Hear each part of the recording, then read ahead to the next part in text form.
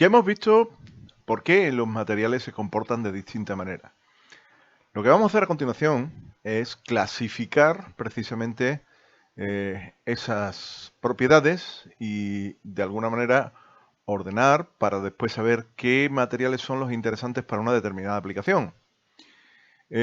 Por tanto, podemos definir que una propiedad de un material es la respuesta que recibimos de este cuando le aplicamos un estímulo, ya sea una fuerza, ya sea un campo eléctrico, ya sea la luz o cualquier, digamos, estímulo, cualquier provocación que le hagamos al material, este nos responderá de una determinada manera.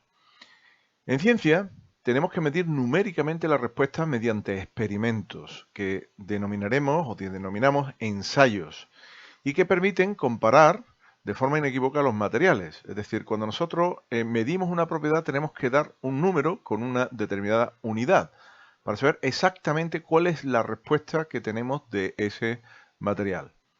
Obviamente podemos hacer comparaciones cualitativas para describir, al igual que podemos decir que un objeto pesa más que otro, pero cuando queremos ser rigurosos tenemos que dar cifras. Por ejemplo, un objeto pesa 30 kilos y otra pesa 10. No hay duda de que el de 30 kilos pesa más que el otro, pero damos medidas exactas que hemos utilizado un instrumento para poder dar esa cantidad. En este caso, una balanza, un peso, nos va a permitir dar esa cantidad.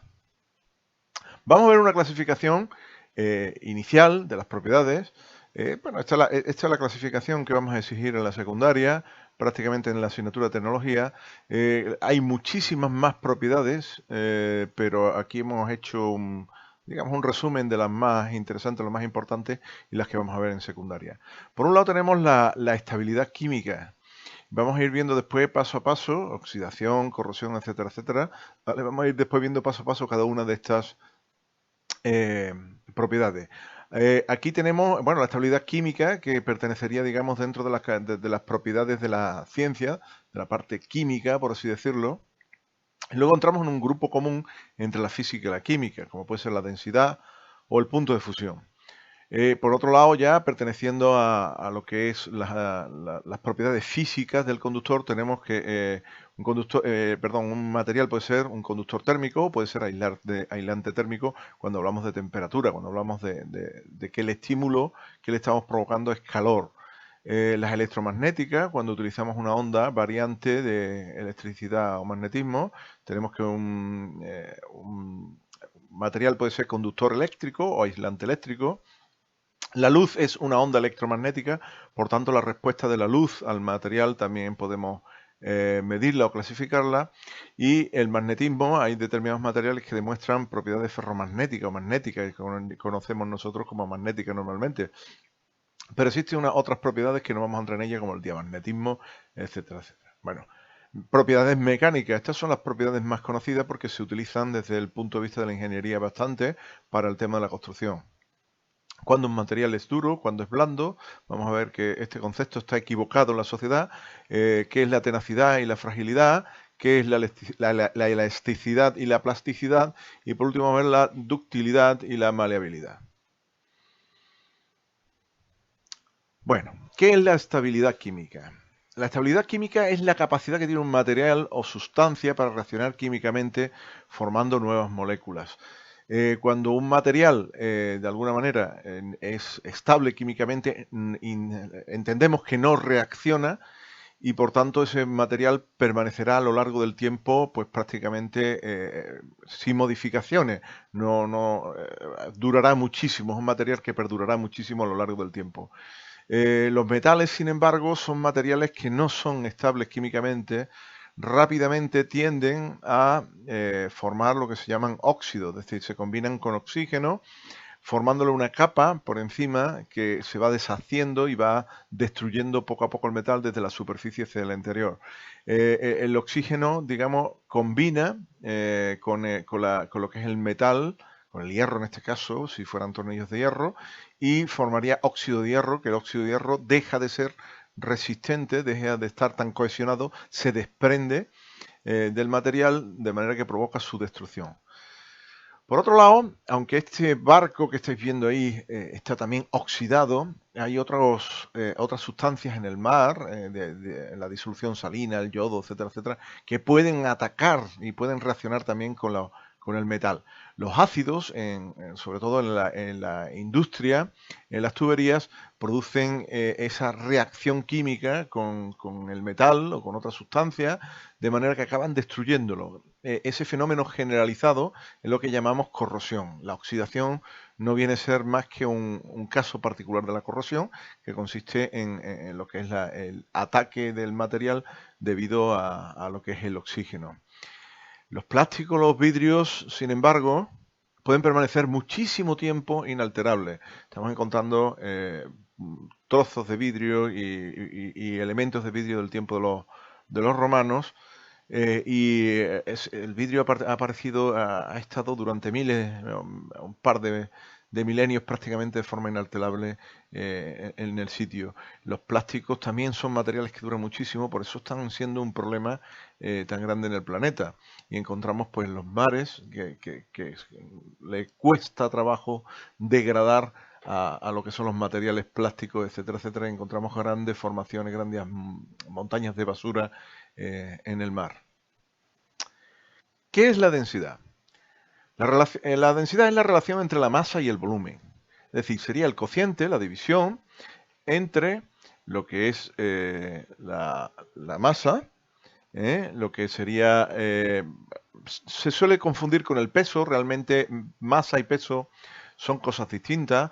La masa es una propiedad del objeto, mientras que realmente el peso es la fuerza con la que la Tierra atrae a esa masa. Hay una relación directa, no es lo mismo. Nosotros vamos a considerarlo a efecto práctico lo mismo, pero conceptualmente son cosas distintas. Partido por lo que ocupa el objeto, que sería el volumen. Es decir, densidad es la masa partida por lo que es el volumen.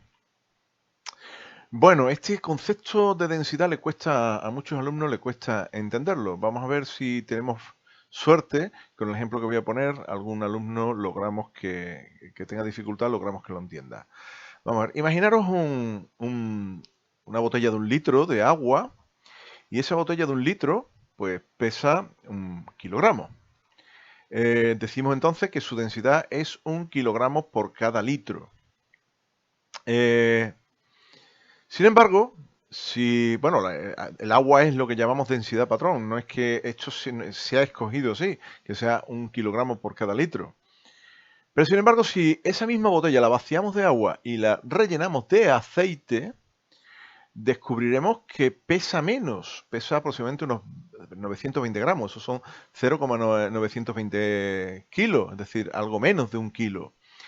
Decimos entonces que la densidad del aceite es 0,92 kilos por litro, es una densidad menor, es decir, pesa menos.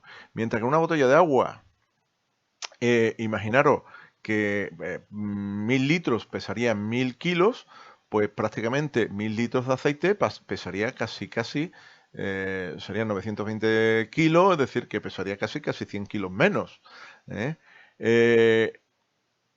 ¿Qué otra cosa podemos rellenar que nos sorprenda? Bueno, pues imaginaros, esto sería un caso ficticio, que somos capaces de fundir oro y que nuestro recipiente magnífico no se derrite cuando le eche oro.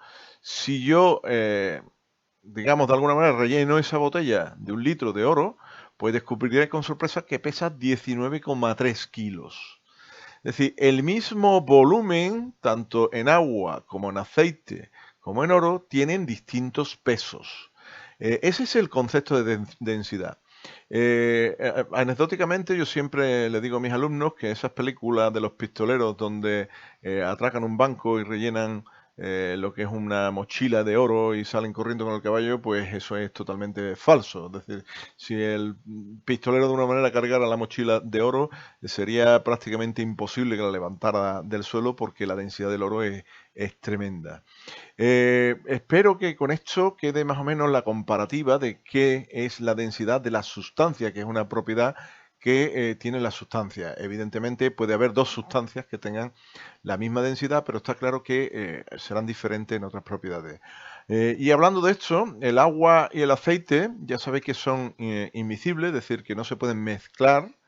¿Y qué ocurre cuando yo le echo agua y aceite en un recipiente? Pues obviamente, al ser el aceite de una densidad bastante menor, pues tiende a flotar encima del agua. El principio de flotación precisamente se trata de que hacer la densidad, hacerla la mínima posible. Es decir, un barco flota precisamente porque si dividimos el peso, que serán muchas toneladas de acero, pero con su volumen, es decir, el cuerpo del barco es grandísimo, pues resulta menor que uno. Es decir, ese es el principio de diseño de la flotabilidad.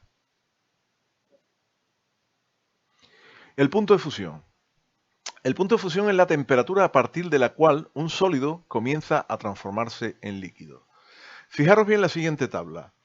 Tenemos por un lado, bueno, hay sustancias por aquí que prácticamente, fijaros bien que por ejemplo el helio menos 272 grados, eso significa que es una temperatura tan baja que ha estado prácticamente a 25 grados Celsius, que es la temperatura, digamos, estándar que tenemos nosotros en la atmósfera, pues el helio se encuentra en estado gaseoso, no está en estado sólido. Eh, Ahí tenemos el hidrógeno, tienen temperaturas todos por debajo de cero. El agua, fijaros bien que a 0 grados es cuando se produce la solidificación del agua.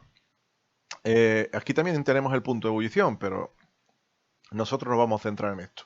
Y luego vamos viendo distintos metales. El estaño, que tiene un punto de fusión muy bajito.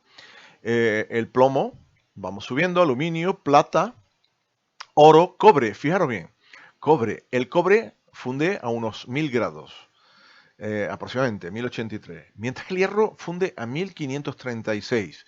¿No os parece que esto es suficiente motivo como para que históricamente, digamos a lo largo de la historia del humano, el cobre apareciera antes como metal que el hierro? Es decir, tuvo que pasar tiempo hasta que el humano se dio cuenta de que únicamente podía trabajar el hierro en una fragua que alcanzaba mucho más temperatura, mientras que el cobre sí que digamos, con fuegos normales sí que se podía derretir, mientras que para conseguir hierro necesitamos temperaturas superiores, y eso hizo falta pues la idea de insuflar aire en la combustión. Fijaros bien ya que el platino subimos un poco más, pero el tungsteno tiene una temperatura de fusión altísima, por eso se utiliza muchísimo en la industria, en puntas de broca y en lo que vamos a ver a continuación. Esto lo cuento un poco de forma anecdótica, ¿no? Esto es una reflexión que hago. Dice, cuentan que a Edison, inventor de la bombilla, le costó aproximadamente unos 10 años y pruebas con miles de materiales para encontrar el filamento que se ponía incandescente para emitir luz en su famoso invento, que ya sabemos cuál es su invento, ¿verdad? La bombilla. Sabemos ahora mismo que para producir luz amarillenta necesitamos que un material se caliente a más de 2000 grados. Si imaginaros hierro, lo metemos en la fragua y conseguimos hasta el rojo vivo. Podemos conseguir para que siga en amarillo y después llegue a blanca, pues necesitamos aumentar mucho más la temperatura. Es decir, empezamos en 2300, 2400 grados, ya empezamos a tener luz amarillenta, y por encima de los 3500 empezamos a tener luz blanca. Si hubiera tenido la tabla de la izquierda, es decir, esto Edison pues no lo tenía en la mano, evidentemente. En pocos segundos no hubiera tardado 10 años y probar con tantos materiales, porque se hubiera dado cuenta que el único candidato precisamente que le permitía hacer eso sería el tungsteno, que es precisamente el material al que llegó Edison después de 10 años de prueba. Con lo cual, digamos que el conocer las propiedades de los materiales te permite acelerar los diseños y los inventos. Esto es un poco lo que estaba diciendo antes. Hay sustancias cuyo punto de fusión está por debajo de la temperatura ambiente. Es por lo que realmente las tenemos en forma de líquido o gas. El agua tiene la interesante situación de tener los tres estados con las temperaturas que hay en la Tierra habitualmente. Es decir, tenemos el agua en estado gaseoso, tenemos el agua en estado líquido y en estado sólido. Si sois curiosos, buscad el galio en internet, en YouTube, y vais a ver qué material más curioso y más chulo. Lo dejo ahí.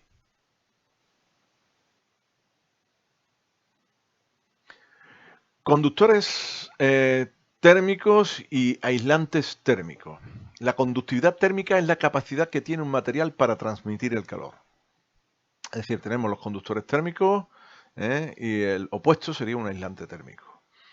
Vamos a ver. Imaginaros dos bolitas, una de acero, dos alambres, una de acero y el otro de cobre. El cobre es muchísimo mejor conductor térmico que el acero. Fijaros bien, lo estamos calentando la punta con una vela y aquí le tenemos puesto bolitas de cera. Vais viendo cómo las bolitas de cera, aunque digamos el GIF es cíclico, ¿vale? Es decir, vais viendo cómo se repite, ¿vale? Esto va cambiando. Entonces, vais viendo cómo las bolitas de cera del cobre se están cayendo antes que las bolitas del acero. Aquí la bolita esta, la primera permanece todavía pegada, mientras que ya del cobre se han caído dos y estamos calentándolo a la misma llama.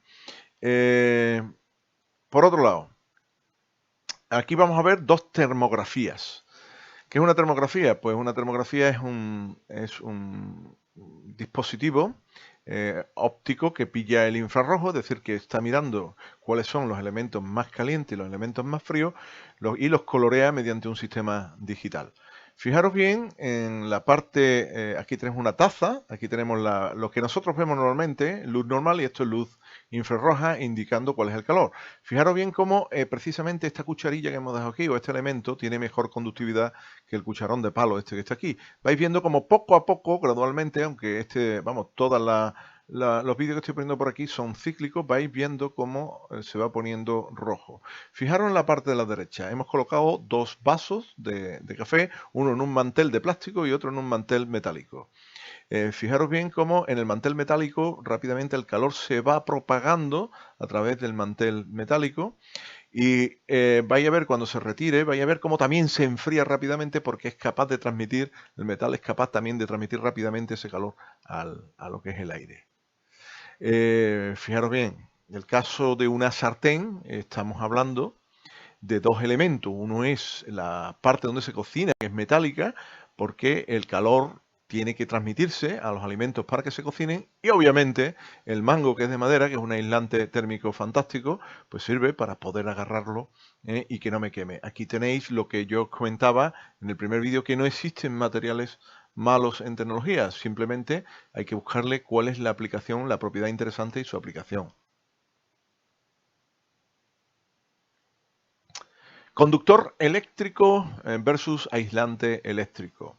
La conductividad eléctrica es la capacidad que tiene un material para transmitir o conducir electrones. ¿Qué vamos a encontrar en un material eléctrico? Bueno, pues que los electrones, aquí tenemos una pila, esto sería el símbolo de una pila.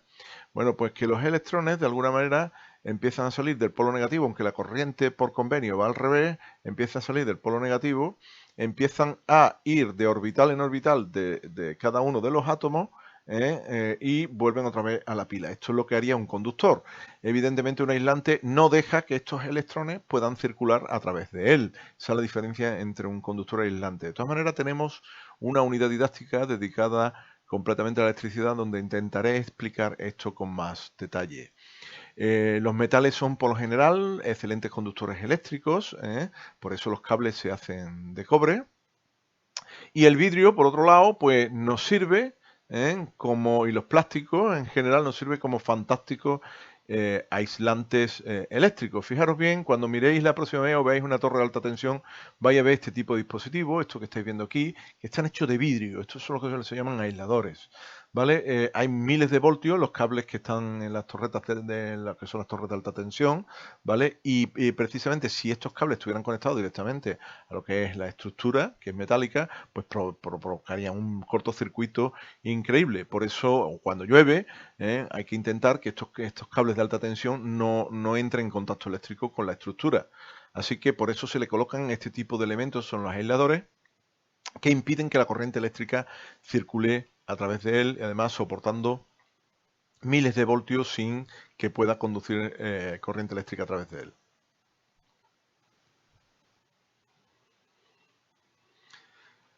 Propiedades ópticas. Las propiedades ópticas son los comportamientos que tiene la sustancia frente a la luz. Estas son propiedades que las vamos a describir un poquito de forma más simple, ¿no? Por un lado tenemos, además son mucho más cotidianas. Tenemos aquí 3 tratamientos de suelo. Uno, brillo. Brillo significa que refleja la luz. Satinado, refleja menos la luz. Mate refleja ya muy poquito la luz y ultramate no refleja pues prácticamente la luz. Esto tiene que ver pues la reflexión de la luz, que ahora veremos qué es lo que es. Obviamente tenemos materiales como pueden ser los metales. Aquí tenemos un trozo de pirita de cobre que identificamos rápidamente porque llamamos brillo metálico. El caso extremo de brillo sería un espejo donde prácticamente la reflexión sería pues total, ¿no? Por otro lado tenemos opaco, cuando no se ve nada a través del material, translúcido, cuando deja pasar parcialmente la luz, y por último transparente, cuando deja pasar totalmente la luz. ¿Qué es la reflexión y la refracción? Bueno, pues la reflexión es, de alguna manera, el camino que sigue un rayo de luz. Esto sería un láser. Cuando incide en un material, pues el material tiene dos posibilidades. O bien vuelve otra vez al exterior, eso sería lo que sería reflexión, refleja, ¿vale? Es decir, rebota lo que es el rayo de luz volviendo otra vez al exterior. O bien tiene la opción de entrar dentro del material cambiando de dirección, que es lo que llamaríamos refracción. Existe un fenómeno ya un poquito más exótico, que es lo que llamamos opalescencia, y es una difusión que produce la luz en determinados materiales, especialmente las piedras preciosas, las que llamamos ópalos también, ¿vale? De hecho, de ahí viene el nombre, donde parece que el material tiene luz propia, pero no es así. Simplemente es una distorsión de la luz, que parece que el material está iluminado. Ese fenómeno se conoce como opalescencia. El magnetismo. El magnetismo es la fuerza a distancia que experimenta determinadas sustancias y que no manifiesta en relación con las cargas eléctricas estáticas, es decir, no manifiestan relación aparente, aunque sí la hay, ni la gravedad. Pero cuando un campo magnético varía, produce un campo eléctrico y al revés. Es el principio del generador y del motor. Vamos a ver. Determinadas sustancias, generalmente compuestos de hierro, de níquel o de cromo, resulta que tienen lo que se llaman un magnetismo permanente, ¿no? O pueden manifestar magnetismo permanente, de manera que las limaduras de hierro que estáis viendo aquí son atraídos para el polo norte y el polo sur del material. Ejerce fuerza sobre determinados materiales en el exterior, eso es lo que llamamos magnetismo, y este sería un magnetismo, vamos a decir, estático. La Tierra tiene en su interior, perdón, me he pasado en diapositiva. La Tierra tiene en su interior un imán. Ese imán, de alguna manera, obliga al resto de los imanes a colocarse en su misma dirección. Es por eso de que las brújulas funcionan. El núcleo de la Tierra tiene un gran imán, ¿vale? Y resulta que todos los imanes pequeñitos que están en la superficie intentan colocarse en la misma posición que el imán terrestre, porque de alguna manera el norte y el sur se sienten atraídos o repelidos por el imán terrestre. Y eso es lo que nos permite orientarnos en la Tierra. Por otro lado, el principio del motor consiste en que si nosotros aplicamos una corriente eléctrica en una bobina, se produce un campo magnético. Ese campo magnético intenta orientarse en la dirección de otro imán más grande que tenemos en el exterior, de manera que lo que conseguimos es un movimiento, como estáis viendo aquí, ¿vale? Mediante un sistema, unos mecanismos que ya veremos también en el capítulo de electricidad, que se llaman las escobillas y las telgas, pues se produce un cambio constante de lo que es la polaridad, y entonces se mantiene el motor girando pues mientras le estemos suministrando fluido eléctrico. En este caso, pues tenemos un esquema un poco digamos, más impresionante, este es un más esquemático, este es un poquito más realista de lo que es el motor, donde le estamos aplicando corriente eléctrica y se produce el movimiento. Aquí tenemos el caso contrario, donde todos los motores se pueden invertir. Es decir, si yo doy vueltas a un imán y tengo una bobina, pues este imán me produce corriente eléctrica. Este es el principio de la generación. Nosotros tenemos corriente eléctrica ahora mismo en las casas gracias a que en las grandes centrales pues estamos rotando grandes imanes que inducen corriente eléctrica en unas bobinas y esta corriente eléctrica pues viene por cables de alta tensión hasta nuestras casas que van siendo transformados mediante transformadores. Intentaremos también tener un vídeo sobre lo que es la corriente eléctrica y su generación. ¿Duro o blando? Vale, entramos dentro de las propiedades mecánicas de los materiales. Este es un término que está mal usado en la sociedad. Normalmente la gente se suele referir a algo duro cuando no se parte, y eso no es así, ¿vale? La dureza significa resistencia al rayado, y muchos de los materiales que son muy duros se rompen con mucha facilidad. Ahora lo vamos a ver. El opuesto de la resistencia al rayado es blando, ¿vale? El vidrio y el diamante son extremadamente duros, pero son frágiles, es decir, se rompen con mucha facilidad. De las primeras escalas numéricas que empezaron a utilizarse fue la escala de Mohs. Fijaros bien, en la escala de Mohs utilizaba minerales, de manera que cuando un mineral rayaba a otro, se decía que el mineral era más duro. Fijaros bien en dónde está, quién está en la escala de extrema dureza, que es el diamante, el material más duro natural conocido. El diamante raya al corindón, ¿vale? Aquí tenemos un diamante bruto, no es un diamante tallado. Otra vez he vuelto a meter la pata. Esto es un diamante bruto y rayaría el corindón, que es otra piedra muy, muy, muy dura. El corindón rayaría al topacio, el topacio al cuarzo. Si os fijáis bien, son piedras cristalinas, son prácticamente cristales. El cuarzo a la ortoclasa a la apatita, a lo que es apatito. La apatito es la florita, que ya es una sal prácticamente. La florita a la calcita al yeso y el yeso al talco. Si hacemos las comparaciones con estos minerales, ¿vale? Podemos decir que una uña tiene una dureza aproximadamente 2,5. Fijaros bien que la moneda de cobre de 3,5 puede ser perfectamente rayada con un trozo, la podemos arañar con un trozo de apatito, ¿vale? O con una ortoclasa, o con un trozo de cuarzo. El vidrio, fijaros bien que está en una dureza de 6, es decir, eso significa que la fluorita no rayaría el vidrio ni el apatito, ni la ortoclasa. Bueno, la ortoclasa estaríamos prácticamente en los mismos niveles de dureza, podría rayarla. El cuarzo ya sí la raya, pero el vidrio no rayaría el cuarzo, esa es digamos, la diferencia, ¿vale? Una navaja al metal estaría en 4,5. Veis como prácticamente la dureza de la mayoría de los materiales pues está prácticamente por debajo del cuarzo. De forma moderna utilizamos unos elementos para medir. Esto es una medida Vickers de dureza, que lo que es un punzón, que lo que hace es pinchar el material y ya de forma numérica en una pantalla de ordenador te ofrece la dureza del material. Tenacidad, fragilidad. Este concepto de tenacidad es el que vulgarmente la gente confunde con duro.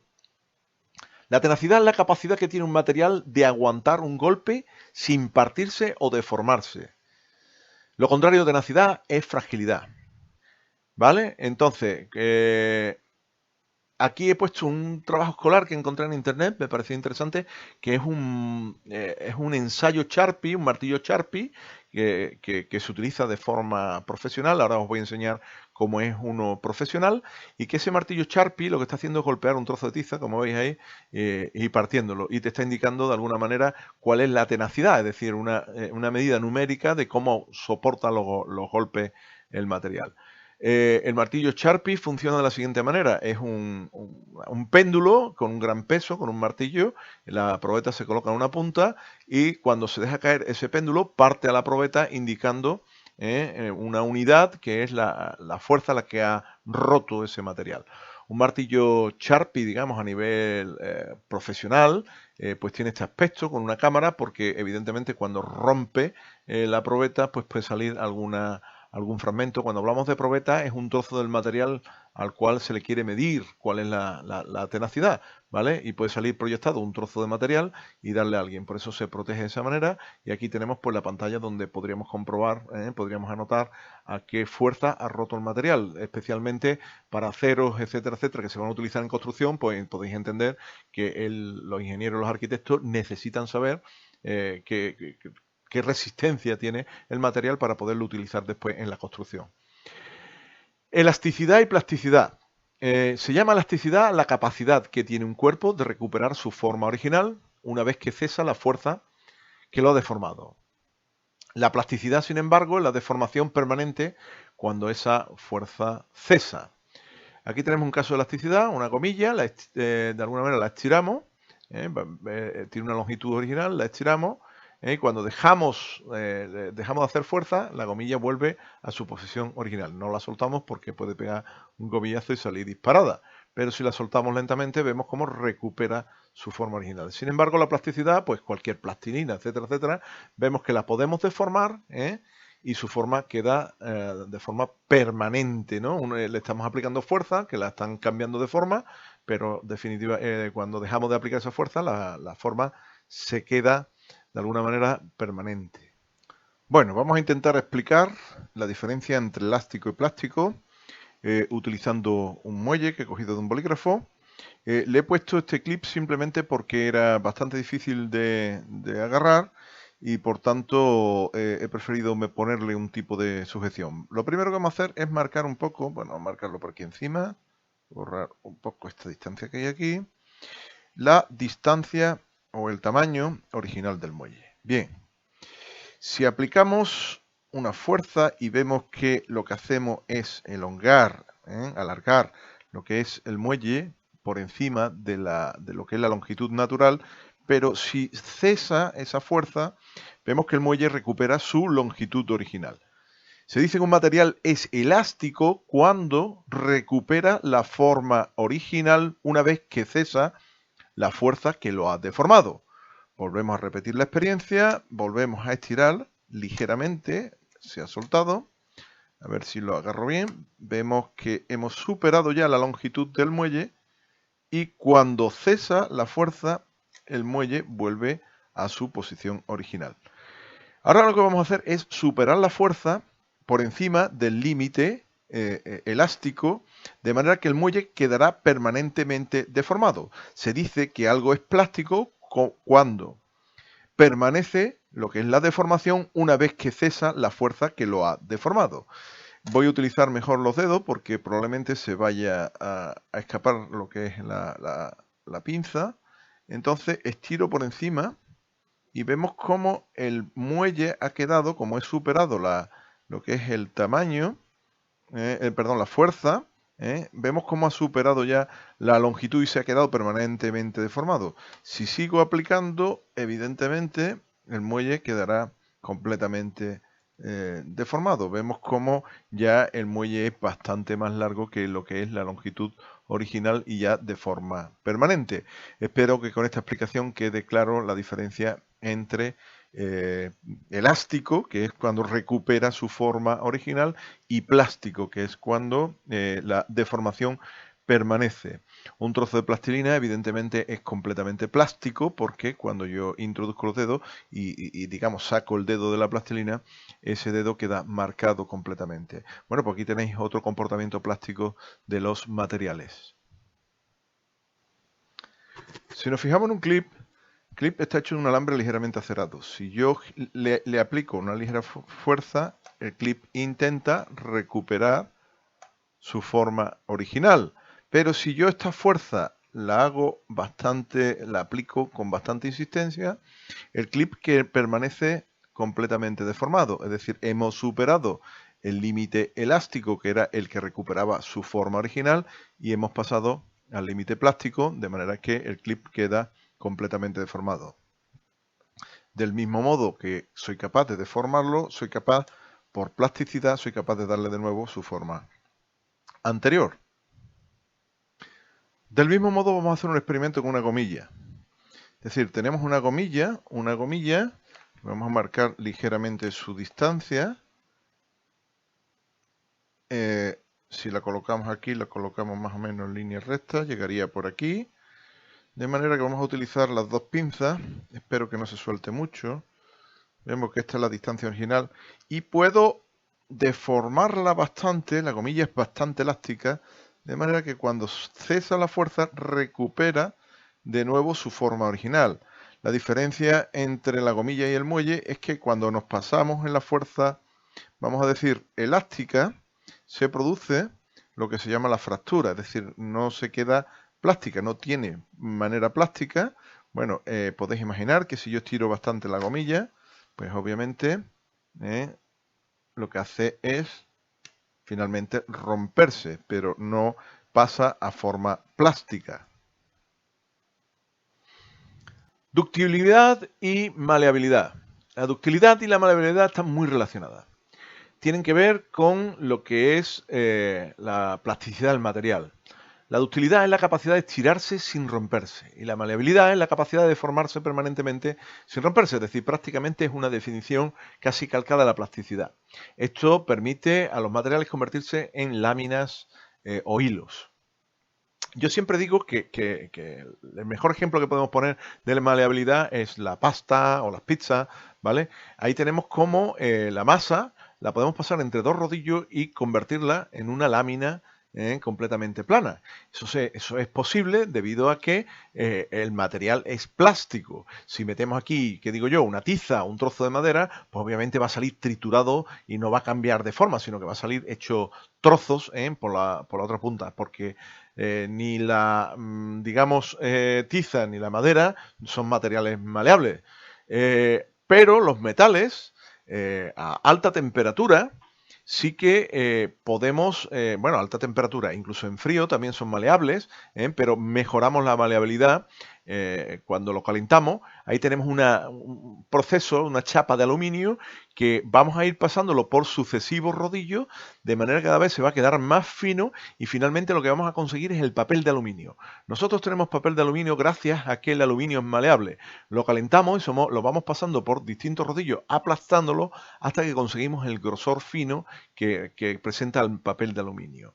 Las chapas de los coches, absolutamente todos los metales que la presentamos en forma de lámina, gracias a la maleabilidad de los metales, pues nos permite pues, tener esa sustancia en forma de láminas delgadas.